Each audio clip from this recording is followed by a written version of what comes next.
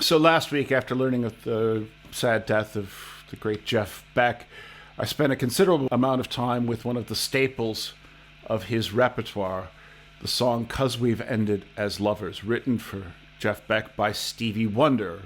Stevie wrote this piece in part as an apology to Beck. He'd written Superstition originally for Jeff Beck as well, but Motown Records, in their great generosity of spirit, decided to release Stevie's version before Jeff Beck could release his, probably robbing Jeff Beck of a #1 hit. But, history has been kind to both versions of Superstition, and were it not for that little mishap, we wouldn't have this beautiful ballad.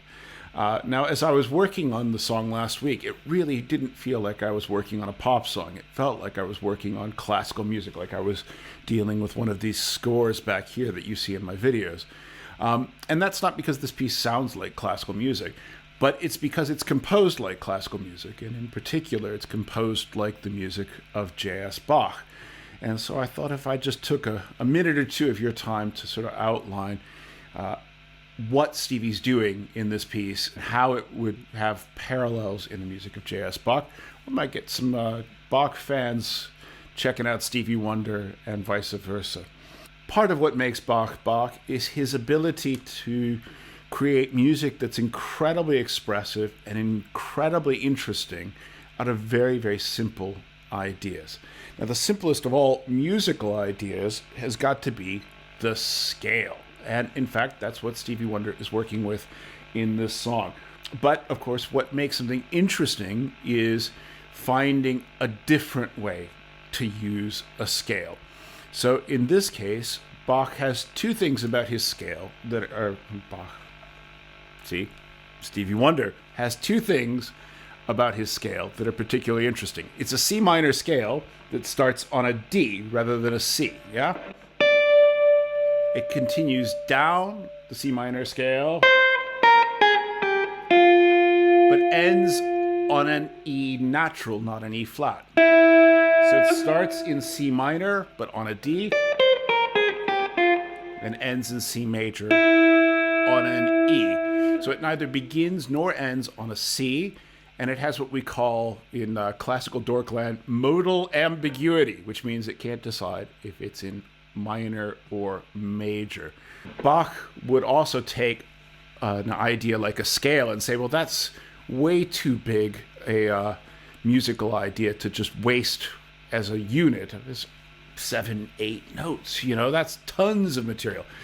I like to work with 2 notes, and so does Stevie Wonder. So he breaks this scale into 2-note segments, yeah? So he has D to C, then B flat to A flat, G to F, and F to E natural. Now, that gesture is very Baroque, very J.S. Bach, because it's what we call also in classical nerdland an appoggiatura. Now, an appoggiatura is a note that wants to resolve stepwise because of the tension between the note itself and the chord underneath it. So in this case, the chord underneath it is C minor, and the note at the top of the chord is a D. So it wants to resolve down. Now, with my rocker jazzer hat on, I might say, but that's just a 9th chord, dude. That's just a 9th chord, yeah? C with a D on top. But to me, a 9th chord is a different thing. A 9th chord is a color. It's an extension. The 9th is an extension of the chord. So it's part of the color of the chord itself, rather than having a harmonic inclination to go somewhere else. So this is essentially triadic music, not jazzy music, but with this appoggiatura that wants to come down stepwise to resolve to the tonic. As if you're saying, well, if this is a piece in C minor, why doesn't it start on a C? It starts on the wrong note, and it wants to resolve down. So that tension that's already established by starting on the wrong note of the scale gives the whole piece its sense of intensity and intent. And then the next chord is A flat major, yeah?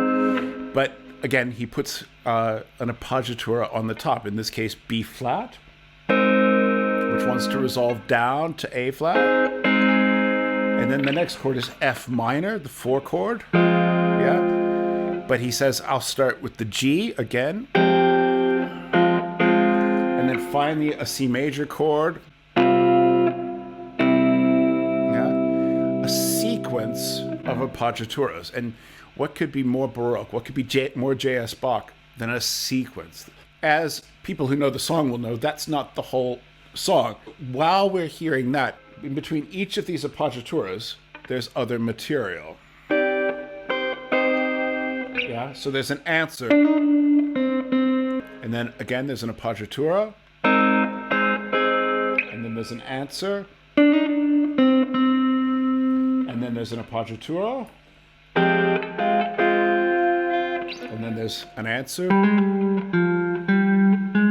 And then finally there's a cadence, yeah? Again, with an appoggiatura in it.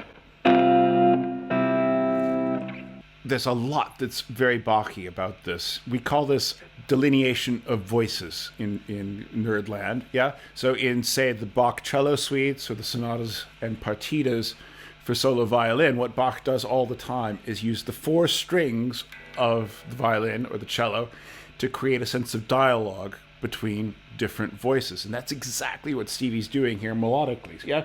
So you have a conversation between a soprano voice and a tenor voice. Yeah? And then again it continues soprano voice, tenor voice, soprano voice, tenor voice.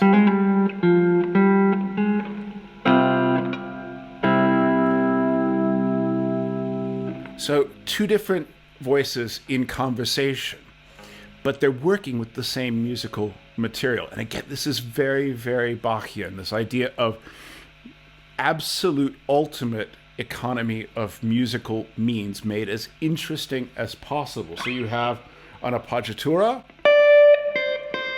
and then an appoggiatura. Yeah, and an appoggiatura, an appoggiatura, one more,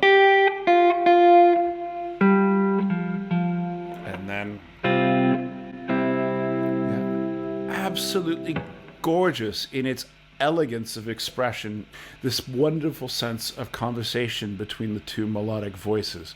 And if you listen to Jeff Beck's recordings of this piece, he's so sensitive to that, the way he characterizes the 2 different voices to give them a different sound from each other. We'll talk more about that in a future video maybe. But it wouldn't be Bach if it was that simple. So of course the last little bit of icing on the cake that Stevie does so beautifully is to create variety through ornamentation, yeah? And this, again, this is so Bach. So you have a straight appoggiatura in the top voice, and then a turn in the tenor voice. A little mordant, we call it. Again, straight appoggiatura, a little mordant, one more appoggiatura, and then it becomes like a little turn.